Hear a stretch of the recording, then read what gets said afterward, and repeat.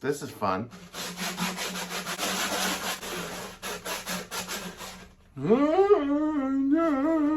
Yeah. See? Yeah, I gotta do all that. What I'm doing is I'm gonna put in this little piece of balsa across the bottom, creating a little gap underneath here as a chase for the wiring that has to go all the way back to the tail. And this is one wire so far. I have 3 more I've got to put in there for the lights.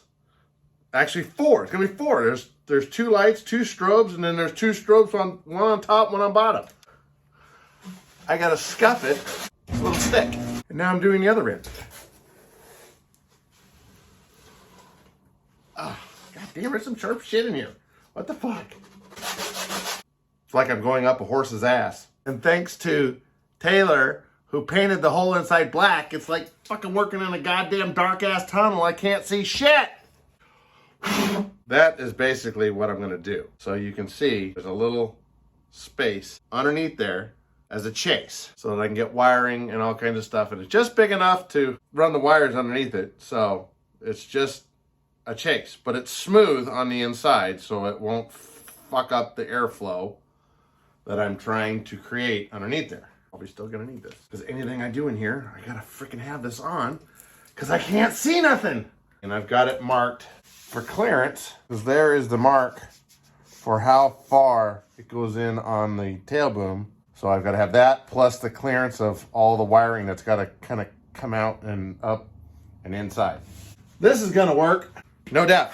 So there's a piece. See, so you can kind of see a gap, which will be big enough to put all the stuff down in there. And then I'll have 2 slots on this side if I do open up that side with the slots that get the air to come around. The Kawanda effect.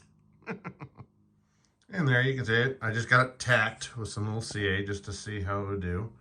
You can see the wire in there, so it'll have enough room to actually come up a little bit right there and then in. So, well, that test proved to be inconclusive. So I thought maybe that the wires going all the way up to the front were too thin, so I doubled it up. That's what you saw me putting in underneath the thing. But as you can see, this servo still jitters like hell. So, I'm not sure what's going on there. Might have to change out a servo, whatever's going on back here. So, but I got the chase in, so that's all that matters. All right, let's see what we're doing now. This is the FOD screen, which I finally got kind of fitted to it. I had one already cut. I was like, oh yeah, I got this one done. It's no big deal. Yeah, well, it didn't even come close. It was about 1/4 of an inch off all the way around. So I had to cut a new one, and I cut it way bigger so that I can get it long. And you can see where I've taped it so it's kind of around all the spots, and then I can go through and I can solder, silver solder each one of these spots that make contact. And then I have to kind of go around like all the screws that would have been underneath right on the things. So yeah, like that one. If I can snip that so that it sits down there. Not a big deal. It's gonna take a while to get this soldered on here, but I'm soldering it right on here so it's fitted. I don't care if it kind of heats it up. Shouldn't be a big deal because it's underneath and it's on the section that actually comes off. And it won't be a big deal. It'll be all done. So there we go. Yeah, I'm building something again. All right, we're gonna try this. I think that'll work. And I imagine I'm gonna have to do every single freaking spot of this. Let's see what that looks like. All right, so this is gonna take some practice. Hopefully after I trim off the excess stuff from the other side, you know, where it's on the other side of the solder joint, it'll come out looking a little bit better. Try not to get too much on there, and I blasted it there.